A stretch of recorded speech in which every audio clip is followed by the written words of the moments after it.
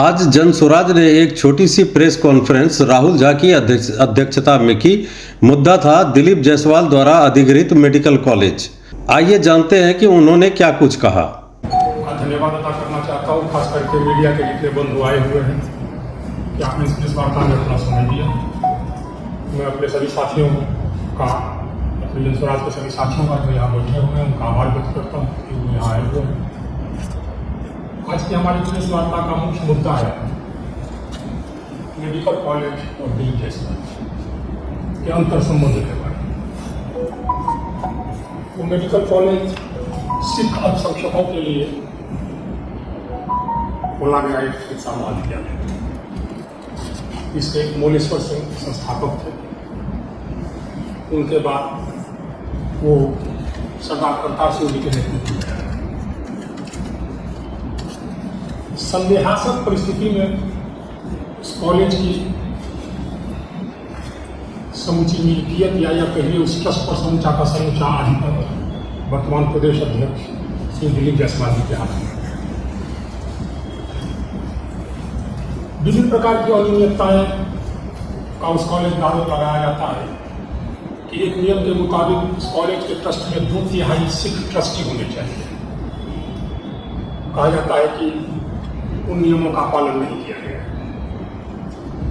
सरदार करतार सिंह ने किन परिस्थिति में इस कॉलेज को छोड़ा, ये भी संदेह के घेरे में।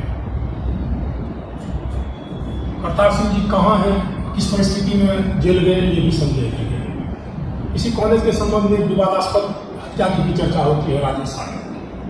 वो भी एक संदिग्ध परिस्थिति की हत्या थी, एक विवादास्पद हत्या थी जिसके परिजन आज भी पूछते हैं कि हमको उचित न्याय नहीं मिला।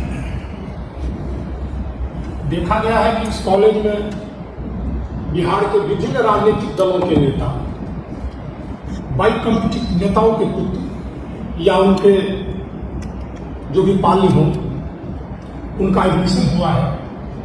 मेरिट के आधार पर नहीं, मैनेजमेंट कोटे। ये भी एक विचार का प्रश्न है कि सारे लोगों का एडमिशन मैनेजमेंट कोटे में वही क्यों हो रहा है। माननीय अध्यक्ष जी ने मेडिकल कॉलेज में अपनी यात्रा, जब मैं इस प्रेस कॉन्फ्रेंस में अध्यक्ष जी करके बात करूंगा तो उसे माननीय दिलीप जायसवाल जी का नाम छपा गया है। उन्होंने उस कॉलेज में अपनी यात्रा एक क्लर्क से शुरुआत की थी और वो आज कॉलेज के मुख्य कर्ता रहता है। वैसी कौन सी परिस्थिति निर्मित हो गई कि एक माइनॉरिटी के लिए स्थापित कॉलेज के मुख्य ट्रस्टी के रूप में वो स्थापित है। किन परिस्थितियों में करतार सिंह जी को कॉलेज छोड़ना पड़ा, राजेश शाह जी के हत्या का क्या कहानी है, मैनेजमेंट कोटे से अनाप शनाप ढंग से जो कॉलेज में एडमिशन दिया गया उसकी क्या हकीकत है। इन सारे मुद्दों की स्पष्ट रूप से जांच हो, आरोप लगाने वालों के सामने सच्चाई आ जाए, सारे तथ्य तर्कपूर्ण ढंग से रखे जाए। इन्हीं मांग के साथ हमारी पार्टी के सूत्रधार माननीय प्रशांत किशोर जी ने एक प्रेस कॉन्फ्रेंस किया था और इसके बाद पुनः हम लोग प्रेस कॉन्फ्रेंस कर रहे हैं उन्हीं मांगों को दोहराने के। मैं अंत में आपको एक बात जोड़ दूं कि ये सेल्फ जनरेटेड जनसुराज पार्टी का मुद्दा नहीं था। ऐसा नहीं था कि ये मुद्दा हम लोगों ने अपनी तरफ से उठाया। करतार सिंह जी के परिजनों की मांग, करतार सिंह के परिजनों के द्वारा जब न्याय की मांग की गई, कहा गया कि हमें कहीं से मदद नहीं मिल रहा है, तो हमारी पार्टी ने इस मुद्दे को प्रमुखता के साथ प्रेस कॉन्फ्रेंस के माध्यम से उठाया कि ताकि उचित ढंग से न्याय हो, तथ्यगत जांच सामने आए, सच्चाई निकल के बिहार की जनता के सामने आए। क्योंकि इससे जुड़े हुए लोग राजनीतिक पृष्ठभूमि से और कहीं ना कहीं लोकतांत्रिक व्यवस्था में व्यवस्थाएं राजनीतिक लोगों के द्वारा ही चलती है। अतः राजनीतिक लोगों की शुचिता बनी रहे, इसके लिए भी ये जरूरी है कि इनके क्रियाकलापों पर जांच हो, जो सही हो वो सामने आए, जो गलत है वो भी सामने आए, दूध का दूध हो, पानी का पानी हो। यही मुख्य उद्देश्य इस प्रेस कॉन्फ्रेंस का है। अगर आपका कोई सवाल हो।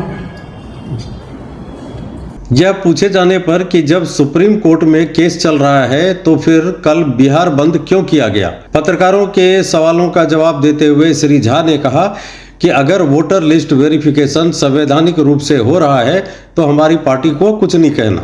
आइए सुनते हैं और क्या कुछ कहा इन्होंने। ये जो मुद्दा आप उठा रहे हैं कॉलेज का, इसके सपोर्ट में आप लोगों के हाथ कोई डॉक्यूमेंट लगा है क्या कि जिससे ये साबित हो कि वाकई में दिलीप जायसवाल ने ऐसा कुछ किया है? डॉक्यूमेंट्री एविडेंस मिला है या नहीं मिला है ये मुद्दा नहीं है, और अगर किसी को डॉक्यूमेंट्री एविडेंस मिलता भी है, डॉक्यूमेंट्री एविडेंस कोर्ट के जुरिडिक्शन की चीज़ है, तो प्रेस कॉन्फ्रेंस में ये कहना भी उचित नहीं है और ये कहा भी नहीं जाता है कि मेरे पास कोई डॉक्यूमेंट्री एविडेंस है या नहीं है। अगर प्रथम दृष्टया मेरे पास कोई डॉक्यूमेंट्री एविडेंस आएगा, जब मैं अपनी बात कहता हूँ तो मेरी पार्टी के पास कोई डॉक्यूमेंट्री एविडेंस आया है, आएगा या आ चुका है, तो वो प्रथमतया कोर्ट की संपत्ति है और उसके बाद ही उसका खुलासा प्रेस कॉन्फ्रेंस में किया जाएगा। तो सिर्फ इसी बेस पर कि उसकी फैमिली ऐसा बोल रही है, इसी बेस पर ये प्रेस कॉन्फ्रेंस हो रहा है कि उसके साथ गलत किया गया और जबरदस्ती हथिया लिया गया, या जिस भी तरह से कॉलेज कुछ तथ्य स्थापित होते हैं। ये पता है कि वो माइनॉरिटी का कॉलेज है, इसके ट्रस्ट में 2/3 सिखों का होना आवश्यक है, या माइनॉरिटी के कॉलेजेज के कुछ स्थापित तौर तरीके होते हैं, उन तौर तरीकों का वहाँ अनदेखी किया गया है। ये तो एक स्थापित तथ्य है। दूसरा स्थापित तथ्य ये है कि मैनेजमेंट कोटे में यहाँ के कुछ बड़ी हस्तियों के, विभिन्न विचारधारा से आने वाले राजनीतिक लोगों के बच्चे बच्चियों का, रिश्तेदारों का एडमिशन हुआ है, ये एक स्थापित तथ्य है। और सबसे बड़ा स्थापित तथ्य ये है कि पीड़ित परिवार न्याय के लिए जगह जगह भटका, हर जगह भटक रहा है और हमारी पार्टी के पास भी आया। हम एक राजनीतिक पार्टी चलाते हैं, तो निश्चित रूप से सब कुछ पारदर्शी हो, सब कुछ पाक साफ हो, इसके लिए प्रयास करेंगे और हम लोगों ने ऐसा प्रयास किया भी। ठीक। और कोई आप लोगों का प्रश्न? अभी जिस तरह से पटना में वहाँ जो है राहुल गांधी जी के कार्यक्रम में प्रफुल्ल यादव और कन्हैया जी के ऊपर जो जिस तरह से बर्ताव है हुआ है, क्या कहेंगे?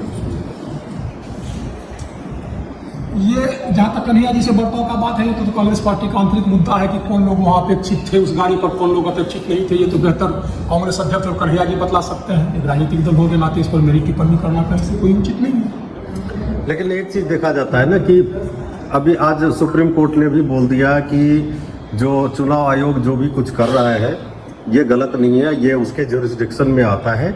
सिर्फ एक चीज़ पर सवाल उठाया है जिसका जवाब मांगा गया है, जो 28 तारीख को दोबारा सुनवाई होगी, ये कि इस वक्त क्यों हो रहा है।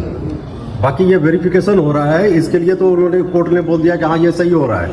लेकिन सवाल यहाँ पर ये हो रहा है कि लगभग 57% लोगों ने वेरिफिकेशन करवा लिया है कोर्ट में केस चलते हुए भी, और जो जनता है, जनता को इस चीज़ से कोई परेशानी नहीं है, जनता अपना काम कर रही है, लोग आते हैं वेरिफिकेशन के लिए, करवा रहे हैं।